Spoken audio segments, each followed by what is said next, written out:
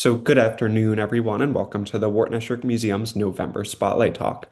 My name is Ethan Snyder, and I'm the museum's manager of collections and public programs.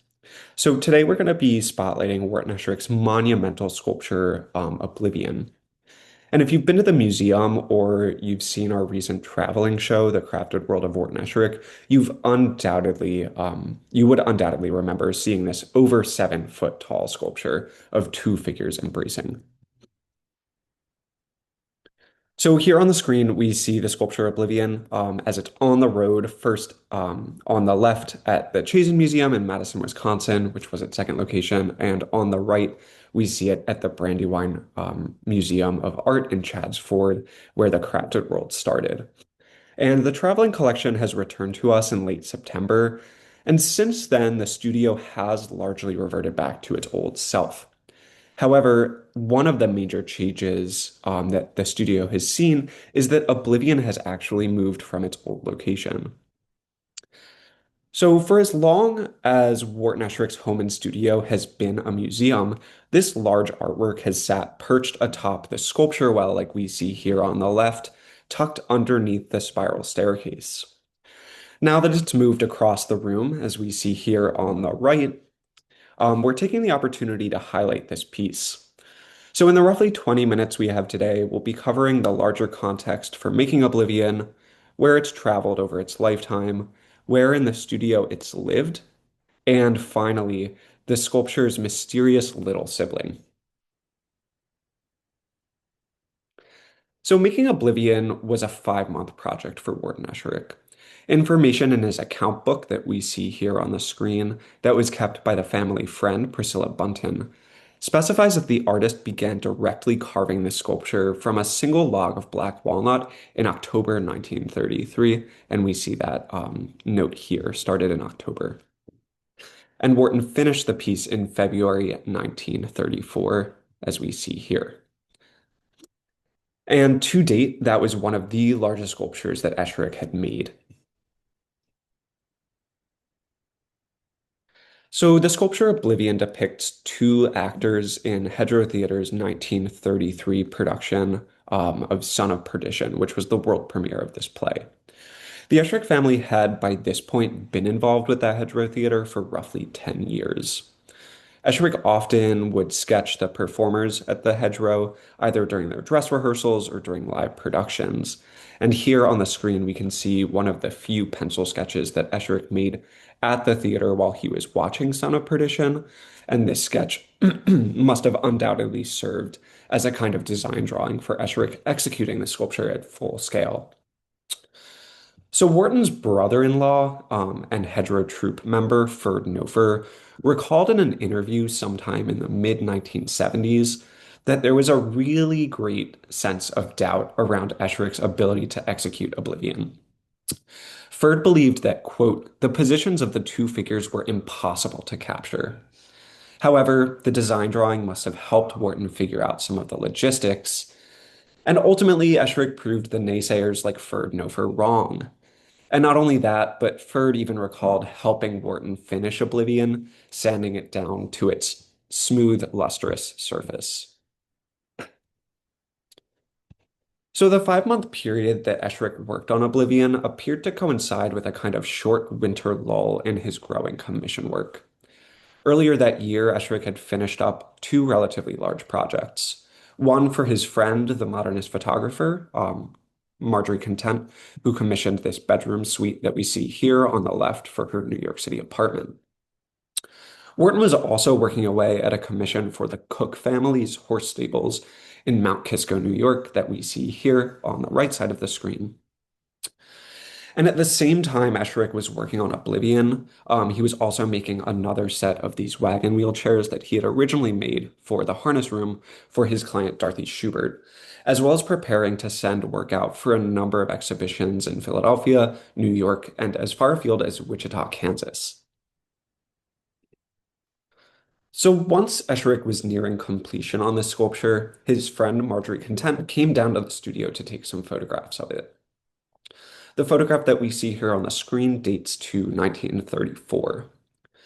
And based on the information from Escher's account book and this note that we see here on the back of the photograph that tells us that the sculpture was, quote, nearing completion, not yet finished, the series of photographs must have been taken sometime really early in 1934, presumably sometime in January or early February. We can see in the background here Esherick's adze or axe that's leaning against the loading doors, as well as a large sculpture blank. And in addition, you'll notice that there's sawdust and some wood chips laying around Oblivion's base, and the artist's large Washington press in the corner of the frame here. So Oblivion has been exhibited a number of times throughout its life, and I would imagine that its sheer size and weight may have prohibited more exhibitions. Oblivion was first exhibited in the Hedgerow Theater's green room in the spring of 1934, where Esherick had the opportunity to exhibit a lot of his early work in furniture and sculpture. Now, we know from an oral history interview taken with Esherick's friend and lumber supplier Ed Ray that Ray pad wrapped and hauled the sculpture down to Rose Valley for the artist. Now, Oblivion was back on the road a couple years later during January and February of 1936 when the piece was included in the Whitney Museum's second biennial of contemporary prints, drawings, and sculpture. Esherick had shown a stone sculpture named Andante for the Whitney's first biennial in 1933. And for the second biennial, Esherick sent a small, unidentified pencil sketch along with this larger-than-life walnut sculpture. It's possible that he sent one of the design drawings, but unfortunately, the catalog does not specify that for us. But here on the screen on the right, we can see the Whitney's original label that was likely affixed to Oblivion to help keep better track of the piece among all the other work that was shown in this exhibition. Esherick would ultimately go on to exhibit at the Whitney many more times in the coming decades, showing sculptures such as the Wallop, Sad Sack, Fun, and the Pear. Unfortunately, the Whitney's second biennial received rather mixed reviews. However, Esherick's work did stand out as a well-received inclusion. So the title of one of the reviews that was clipped and saved by the Esherick family that we see here on the left tells us that the second Whitney show falls short of promise. On the right, however, we can see the favorable commentary from this New York World Telegram review that, quote, the large group of two figures rise from the base like whirls of smoke and become lost in each other, end quote, and that this piece, quote, has a beautiful sense of rhythm to recommend it. A few years later, Oblivion would be exhibited closer to home in the Sculpture International exhibition that was organized by Philadelphia's Fairmount Park Arts Association and displayed at the Philadelphia Museum of Art between May and October of 1940, after which it wouldn't be exhibited again for close to 30 years. So Oblivion was joined by two of Esherick's pelican sculptures, and they were displayed outdoors, as we'll see in a minute. Hold on real quick. Sorry, I have a cat who's digging in a box next to me and being a little distracting. So the Sculpture International was the largest show dedicated or devoted to sculpture in America up to that point, and it brought together 412 sculptures according to the catalog that we see here on the screen. To fit all of this work, sculptures were displayed on the PMA's Great Stairs, in multiple galleries covering different floors, as well as in the outdoor courts surrounding the museum.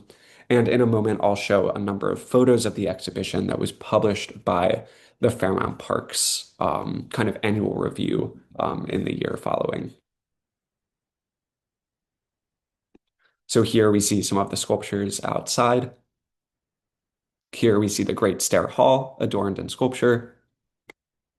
Here we see some more sculptures outside in the kind of pavilion area. Here is some sculptures in one of the PMA's interior galleries. And then here are the two wonderful pelican statues sitting outside, presumably somewhere where the groundhogs live today near the parkway. So a wonderfully descriptive review of this exhibition from the Philadelphia Record kind of gives us a glimpse into what it would have been like to attend this show. So, according to this article, 90 docents hired through the Works Progress Administration worked the galleries in, quote, robin eggs blue smocks, and they toured the public through galleries, quote, instructing them in Brancusi and Esherick, end quote.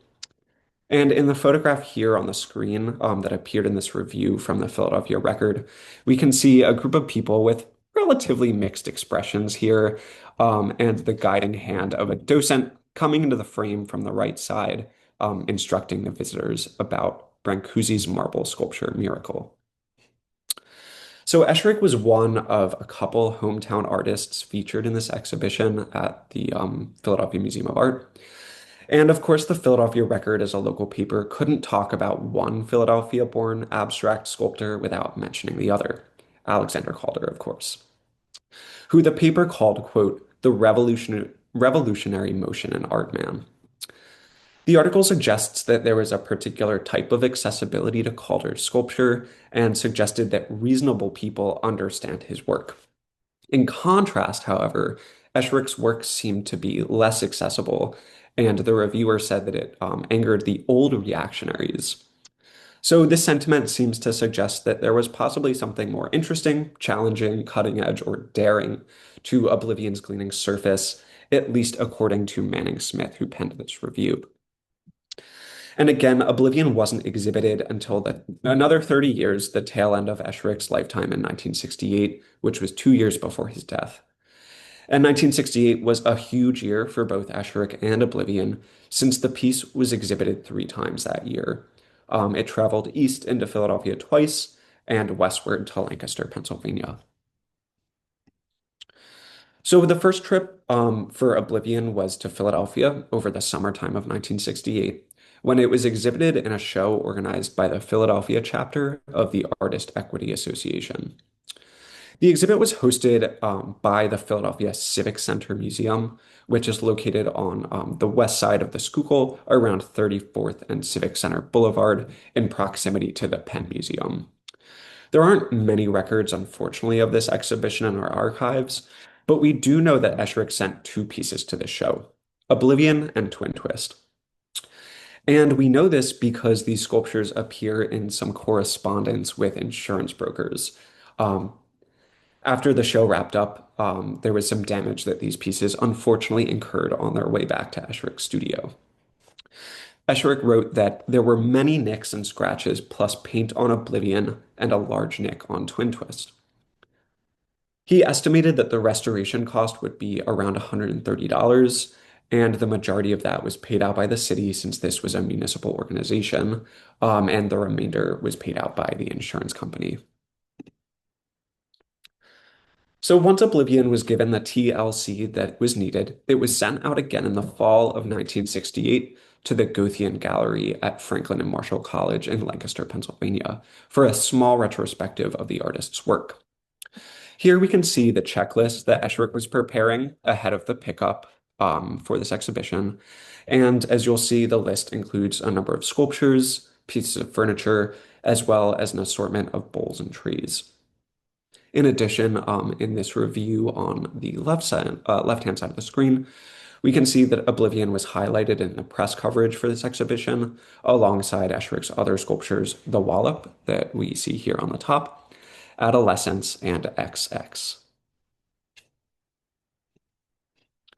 So Oblivion's final travel during 1968, and for that matter, the 20th century, took place in November when it was sent to be exhibited at the Pennsylvania Academy of Fine Arts in the Peel House Gallery for another retrospective show.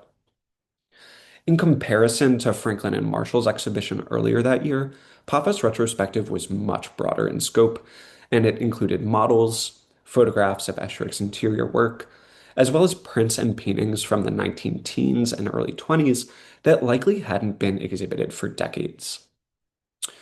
It was the Peel House Gallery's largest show, and the catalog introduction that was written by Esherick's old friend and fellow artist, Henry Varnum Poor, specifies that it was the most extensive exhibition the gallery had ever staged, filling 3 rooms on 2 levels of the building. So while Oblivion had a busy year in 1968, and again this past year as it traveled from the Brandywine Museum of Art in Chadds Ford to the Chazen Museum in Madison, Wisconsin, and then over to the Taft Museum in Cincinnati, Ohio, the piece has spent the majority of its lifetime in Wharton Esherick's home and studio. And since returning to the Wharton Esherick Museum in September, Oblivion, as we've mentioned, has returned to another spot in the studio that it actually had held before it sat perched atop the sculpture well here. Now, as we can see, Oblivion stands next to the loading doors of Esherick's studio in between the two diagonal joists on the east wall. This is an old spot for the sculpture, but for our tenure as the site has become a museum, it is a new location for Oblivion, which is quite nice. So determining the various places this sculpture has lived inside the studio did take a bit of detective work, specifically digging through our collection of photographs on site for pictures where Oblivion might appear inside the frame. So these are some of the earliest photos that we have of the sculpture. The one in the center and one on the right were taken by Marjorie Content in the early months of 1934 while the piece was nearing completion. Another set of photos, the example from this set we have on the left, were taken by a photographer named Emile Lukes. Now, it's unclear precisely when Emile Lukes took these photos in 1934, but considering what appears to be some sawdust here around the base of the sculpture, and Esherick's tools seemingly staged in the background, it would suggest that these shots were placed around the time of Marjorie Content's visit, if not slightly before. And as we can see in in these various photos, Esherick initially transformed the walnut log into the sculpture that we know today as Oblivion in proximity to these loading doors that we see in every photo. Presumably, Esherick hauled the log with the studio's pulley system right into this location to be sculpted. However, for the next 30 odd years, the sculpture appears to have been pretty picture shy, since it doesn't appear in any studio photographs until roughly the turn of the 1960s. So Oblivion next appeared in a series of small format photographs, an example of which we see here, that seems to have been taken during a very lovely gathering in Wharton's home and studio at some point between 1959 and 1960.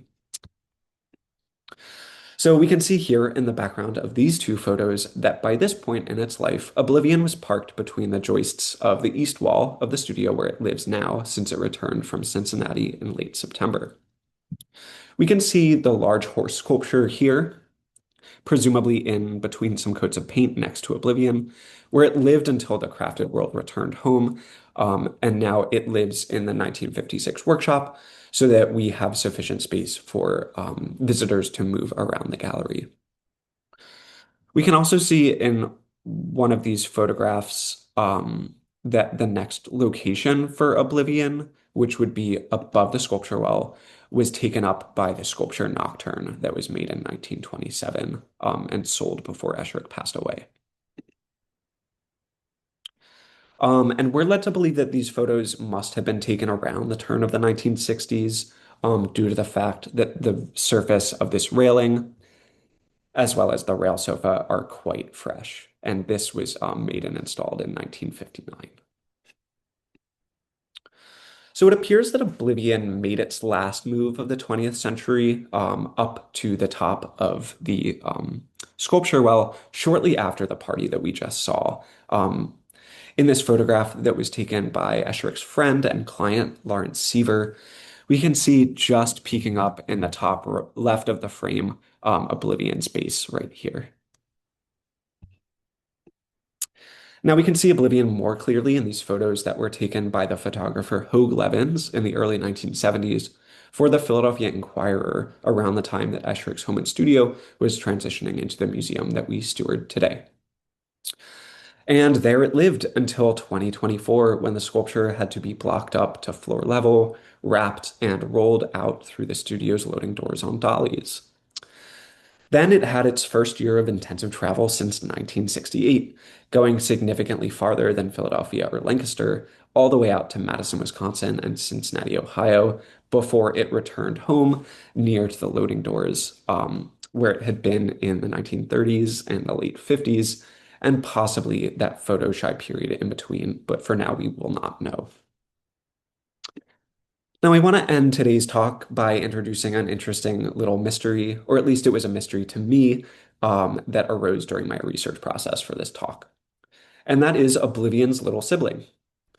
So, in both the card catalog entry that we see here on the screen for Oblivion, as well as this page from Esherick's account book that we looked at a little earlier, we see notes suggesting that there is a smaller sculpture, or a smaller version of this sculpture that was made and sold in 1937. So here, copy, walnut, 33 inches high, 1937.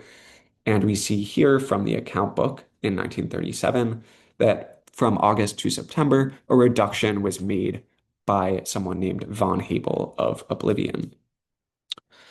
So unfortunately, there are no documented photographs of this little Oblivion, or really any other information beyond these two notes and some short correspondence with the client for whom it was made. The client had seen Oblivion in its full glory at the Whitney Second Biennial in 1936 and wrote to Esherick later that year inquiring whether, due to the size and price of the original piece, whether a copy could be made. According to the account book, this copy was executed not by Wharton, but by someone named Von Hebel. Now, based on some research in census records that we see right here on the screen, we can see that von Hebel's name was Everhardus von Hebel, a Dutch immigrant who lived in the Olney section of Philadelphia by 1930, who worked as a modeler inside of a sculpture shop, as we see here. Now, contracting this work out may have possibly lessened the price for this client, whose last documented letter to Esherick stated that she hoped there might be an influx of cash during Christmas for her to be able to afford this piece. And while Esherick mainly had copies of his work made by the Modern Art Foundry up in New York City by way of lost wax casting, there is some precedent for the artist copying and reducing his own work, but not very frequently. So here, for example, on the screen, we have Wharton's 1940 sculpture of a three-legged deer called Darling. And he made a small copy of that sculpture that we see in the middle of the screen for the Hedgerow Theater director Jasper Dieter, who was a close personal friend that same year. Now, Oblivion's copy stands out in contrast to this example because it was presumably made by another craftsperson, not by Wharton Esherick. So if anyone has any further information out there about this other Oblivion that's out in the world, or the gentleman Everhardus von Hebel who may have done this work, my inbox is open. I'd love to hear more. But for now, that concludes our talk about Oblivion, and some of the mysteries surrounding it. So I'll stop sharing my screen and we can open this up for some questions.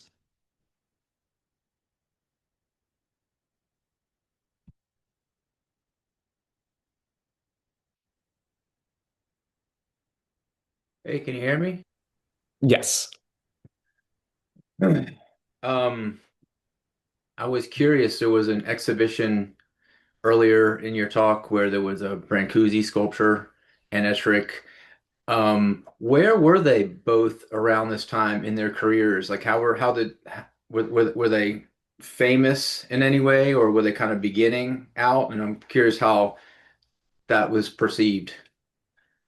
Yeah, that's a tough question. I mean, I imagine that Brancusi may have been much more well known by that point in 1940 than Esherick was, due to the fact that, he was a European sculptor exhibiting in North America and things like that. Wharton's work was truly starting to pick up by that point. He, in 1940, had completed his largest commission for the Supreme Court Justice Curtis Bok, and had seen his commission work picking up over that last decade. Um, so I think Wharton was, about a little shy of 2 decades away from his large-scale retrospective at the Museum of Contemporary Crafts. Um, but I think that it says a lot that the exhibition review kind of clumps Brancusi and Esherick together. I'm curious what maybe Holly or Katie, who are my coworkers present in the chat room, might have to say about this too. Uh-huh. Yeah, Holly, you're on mute. You hear me now? Yeah. Okay. Yeah, just a little bit on Brancusi. Um, he was, I think, someone who had really had kind of almost like a cult-like status in France. You know, he was this Romanian sculptor. He had this very, I think, a lot in common with Wharton in the sense that he had this incredible, very magical studio. Brancusi's studio is known for being like the alabaster studio. Everything was white. Even their dog, they had these fluffy white Samoyed dogs. And according to the American sculptor Isamu Noguchi, who worked for Brancusi, even the dog's meals were white. They were like cabbage floating in milk. So Brancusi was like in the middle of Paris doing this and had this just kind of incredible visibility that I think, for Wharton Esherick, it would trickle in very, very slowly. So, and I think, Brancusi also made some furniture and some pedestals and there's a lot of, there's a lot of things in common, but I feel like for Wharton, the fame would come later, but also more for really changing what we think sculpture can be, even though I think they both kind of did that. It was just a different, different place, different time. Yeah. So I imagine by that point in time, it was a pretty big deal for Wharton to be being compared to Brancusi and to Alexander Calder in that kind of Okay. same exhibition. It was interesting when you said that Calder was perceived as, rational, while these other more expressive, formal ideas were, not quite easily understood or appreciated. That was interesting. Yeah, absolutely. One more question is general. I noticed toward the end, can't remember in what context, but maybe it was a client he did something with, and he wrote in parentheses Jew in there. And I don't know if that's just how he identified that person or if he did that throughout his logbook, like had little ways he remembered people. Yeah, Like, let's go back and was that it?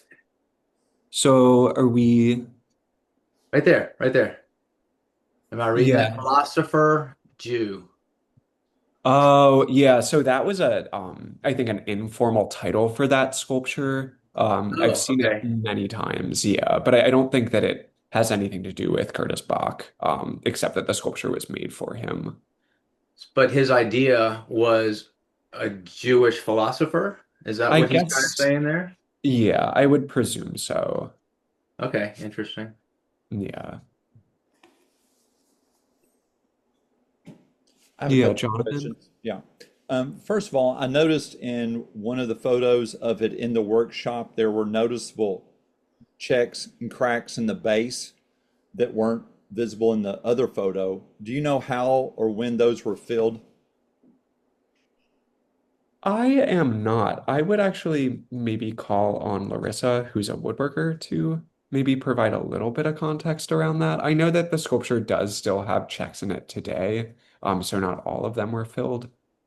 Yeah, I don't know when that would have happened, but there are many checks in the base still, because I imagine they'll just keep happening as the moisture content changes every year. So I don't know exactly when or how it was filled. And Was also, it filled, or was it just does it just look like that in the picture? Or are there filled checks? Yeah, let's see. I'm Then gonna right. go back and I mean, share my screen yeah. together. So here we're not seeing the checks, but in these two photos we are. I am wondering whether we also might not be seeing the checks because they could be caked with sawdust by that point in time. Mhm. But it does appear to me that this photo would be earlier than these two.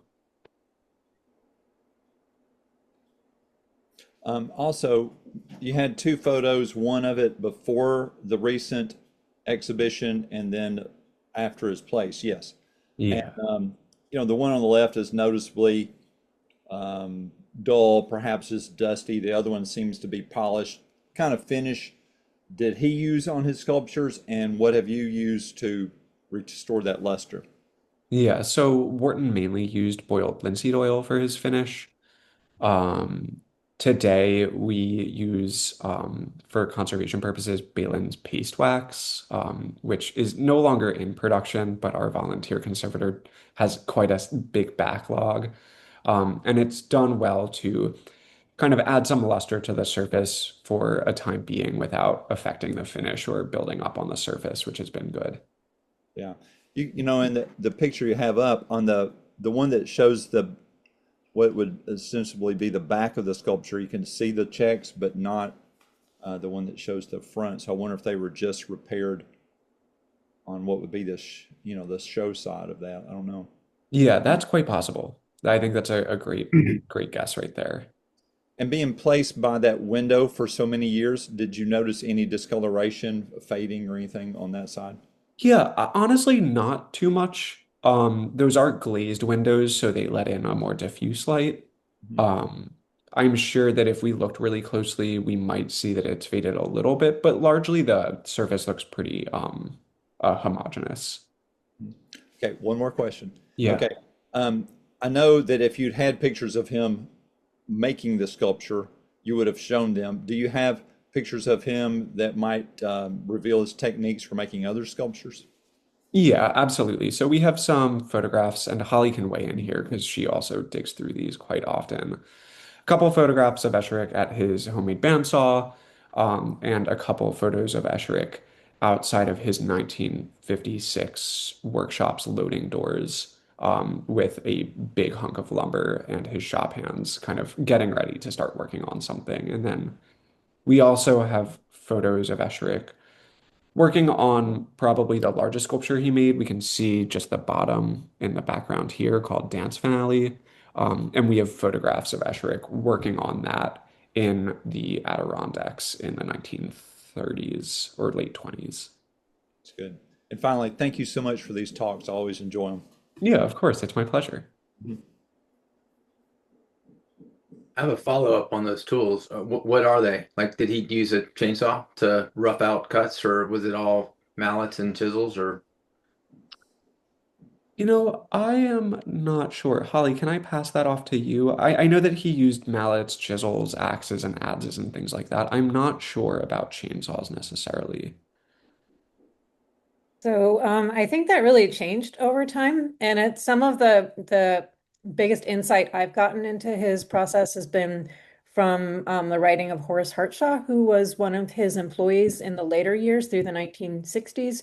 Um, and Horace actually outlines all of the tools that he brought into Wharton Esherick's shop, and he brought a lot of power tools in there. They had electric chainsaws and a gas chainsaw, and he did say that the big gas chainsaw was Wharton's idea. And we have one photo of them outside working on a very large piece on it. That was a lot of that was chainsawed by uh, Horace, with under Wharton's direction at that point. So it shifted, but things like the really large that's one of the things I love about the new position for Oblivion is you can see all of the hand tool marks on it, and and appreciate that kind of how different it is from something like some of those later pieces, which are really wonderful and smooth, but you don't see that work of the hand or like that big twin twist in the sculpture well, and to appreciate the fact that he hewed that with a broad axe and then got in there with gouges and did all of that, incredibly physical pieces versus these later ones that are kind of like more smooth. did he, is the difference with those that he sanded them? And do you know anything about that? Or did he use electric sanders to kind of get that? They did. He did. And Okay. from also Ethan had mentioned Ferd Nofer earlier on, who was the brother of Wharton's wife Letty, and Ferd did work for Wharton a little bit, and we have some interviews with him where he talks about how obsessive Wharton was with sanding, and in those days it would have been hand sanding, and it was like, it was a lot of sanding, like just you think you're there, then he goes with a pencil and draws over it, and you got to sand all that again with another grit, and then so on and so on and so on. And I think in the later days, I think Horace Hartshaw was like, no, we're gonna update a little bit. Yeah, and from Ferd's interview, we know that Wharton would kind of turn a hose onto his sculptures while Ferd sanded. And then would Great like terrain. continually go back and have him sand more and more and more. That would be annoying. Thank you for the Yeah, talk. of It's course. really, really fun. So if we don't have any more questions, I just want to announce kind of our last three events and programs before 2025 or 2020 before 2025 wraps up and 26 starts. So I have one on question. I have one oh yeah, question. Hi. please. Yes, hello. Did he or any art critic ever discuss the meaning at all? They didn't seem to in the reviews. I think they were much more interested in the form and in the surface of the sculpture. But Esherick also was not someone to talk about the meaning of his sculptures too much either. Mm-hmm. And I don't Mm-hmm. think that he was really interested in having people dig Right. into that. So yeah, I think that from what I Okay. can glean, people were much more interested in it as like kind of a formal piece with an interesting surface rather than kind of trying to figure out what the sculpture would have meant. Although it does say somewhere on there, Jew philosopher. So, Yeah, that's true. okay. Thanks very much. Yeah, of course. All Thanks, right. Well, Ethan. thank you everyone for attending, and we'll see you all next month. Thanks so much. And if anyone has any more questions, you can hit me up via email at ethan@whartonesherickmuseum.org. And if you have any info on this little Oblivion, don't keep it to yourself.